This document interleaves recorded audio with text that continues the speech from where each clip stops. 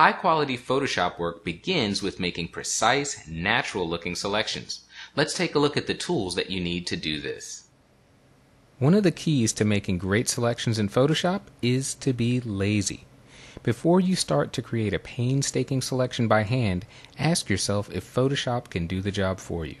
In this lesson, we'll take a look at how Photoshop can automatically make selections based on the contrast, brightness, and color values of pixels. Let's get started in our Chapter 4 folder, and we'd like to open up the file titled Contrast.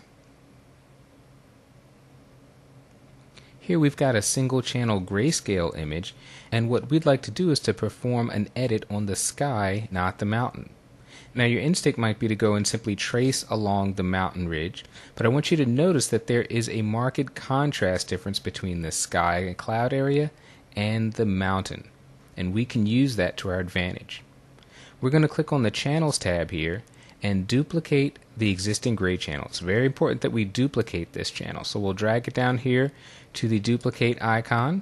Now we've got gray copy active.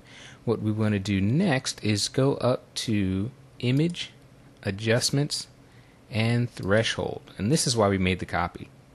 We're converting the appearance of this grayscale image to a single two-toned image. We're just going to have black and white.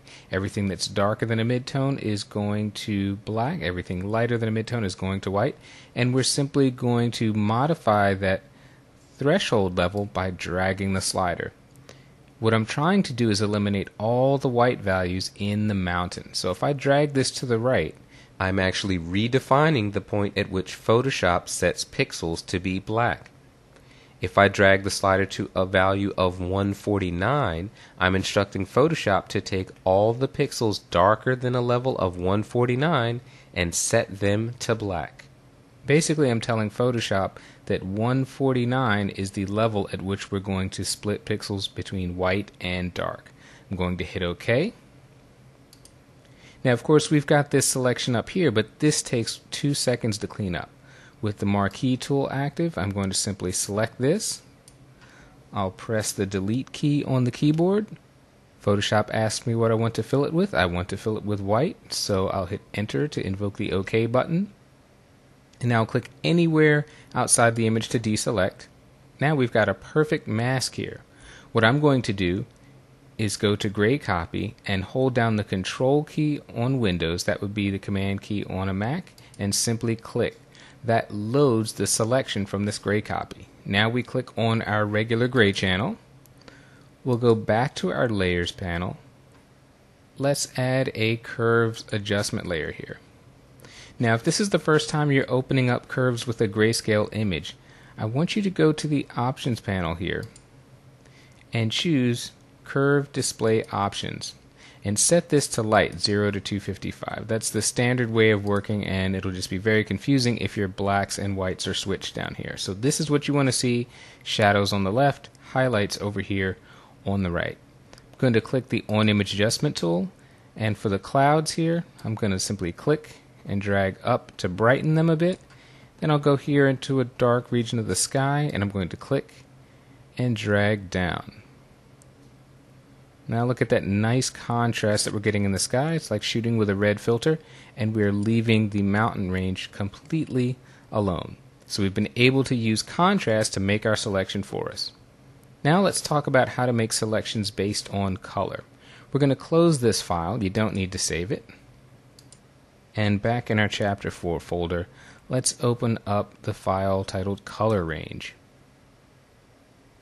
Now what we'd like to do in this image is select all the flags that are green. Now again, instead of having to go and make manual selections, we are going to simply go to the Select menu and choose Color Range. Now this is a great tool. We've got an eyedropper here, and the way we use the tool is to simply click on a color that we want to select. Now Photoshop does its best to select that color throughout the image, but as you can see here in this preview window, a bunch of the green flags are not selected. Anything that is white is selected at full strength, whatever is black is not selected, and where you see areas of gray are partial selections. What we want to do is use the plus eyedropper and simply look throughout the image for areas that are green that are not currently selected. If I click on this part of the image, you can see that in the preview window now more areas are showing up as white. I'll click down here as well, clean that up, and let's see, there's a little corner over here and one big area right in here. So when I'm clicking with the plus eyedropper, I'm simply expanding the tolerance of what Photoshop is going to select. Now we've got a fuzziness slider here, and once you've made your selection, that's a way to further fine-tune it. If you drag it to the left, it will restrict your selection. If you drag it to the right, it'll expand your selection, and if you keep going, you're going to select much more of the image than you actually need. We were pretty good actually where we were at about 57, so let's set it right back there, and we'll hit OK. Now we've got the green flags selected wherever they occur throughout this image. They've been selected because they share a very similar hue.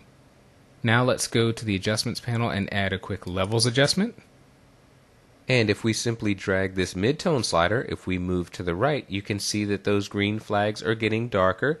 If we move the slider back to the left, you can see them get lighter. But we are not affecting any other colors in the image. So this is a great way to limit any edit adjustments to a particular color. Let's close this file. You don't have to save it. And we are going back into our Chapter 4 folder, and this time I want you to open the file titled Luminance. Now so far our selections have been fairly straightforward, but here's where we really get into a very cool and advanced feature of Photoshop that not too many people know about. We've got two layers here of an identical image. The exposure is different though. If I turn off the dark layer here, you can see this light layer showing through. So we've got elements from both layers that we would like to combine. Here the sidewalk is nice, we can see nice detail in there, but our subject here is too dark. But in the light layer, we can barely see the sidewalk. Most of it is blown out. Here's what we can do. With the dark layer selected, let's go into the Channels tab, and moving over the Composite RGB channel, I'm going to hold down the Control key on Windows, the Command key on a Mac, click, and I've just made what's called a luminance selection. What's a luminance selection? Well, when you Control or Command click on a Composite RGB channel, Photoshop makes a selection of pixels based on brightness. Pixels greater than a midtone are selected. Pixels darker than a midtone are not selected. The beauty here is that we end up with a very subtle, nuanced selection, meaning that pixels are selected at varying degrees of opacity. The brighter a pixel is, the greater the opacity at which it is selected. Let's click back on our Layers tab here. And what we have done is selected the brightest pixels in this image here, everything that's above a midtone. Now we can simply go down to the bottom of our Layers panel and click the Add Layer Mask icon. And look at that. We've retained the sidewalk from this dark layer, but we've allowed other elements to show through from the light layer. I'll toggle this layer off and on so you can see it. Here's our light layer. You can see that the child looks great, but the sidewalk is blown out. And now we can see the sidewalk, the child still looks good. It's a perfect blend of these two layers. Now just how complex of a mask was that we made? Well, I'll show it to you. I'm going to click on the Channels panel and turn on the eyeball icon of our mask, and you can see the red overlay indicating our selection. Now I want to point out a couple of things about this mask. This is a very subtle, nuanced selection with a lot of gradation. You can see solid areas of red here, and that indicates areas of the image that are masked out, so that layer is being blocked from view. Here along the fencing you can see nice areas of solid red, but if you look above here in the car, you can see we have very subtle gradations here, areas of partial opacity where you can see through the red. So in essence what we've got is a very subtle gradation here, a selection that to do by hand would be very, very time consuming if not impossible, and the fact that we can create this selection quickly and easily by simply adding a luminance selection is a great boost to any high quality